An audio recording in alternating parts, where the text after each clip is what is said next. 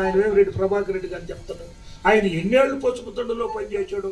మేము 28 ఏళ్ళు పనిచేసాం పసుపుతొడ్డు. 28 ఏళ్ళు పసుపుతొడ్డులో పనిచేసాం. వీళ్ళు ఎందుకు చెప్తున్నారో ఈ మాటలేందో. నిన్న ఒక ఆయన చెప్తున్నాడు, సెంట్రల్ మినిస్టర్ ఆయన పెమ్మసాని చంద్రశేఖర్, ఆయన ఎప్పుడు వచ్చాడో తెలుగుదేశం లేక అర్థం కాదు. డయాఫ్రమ్ వాళ్ళు పోలవరంలో కొట్టుకుపోయిన దానికి జగన్ అసమర్థత అంట. కళ్ళు మూసుకున్నావా నువ్వు?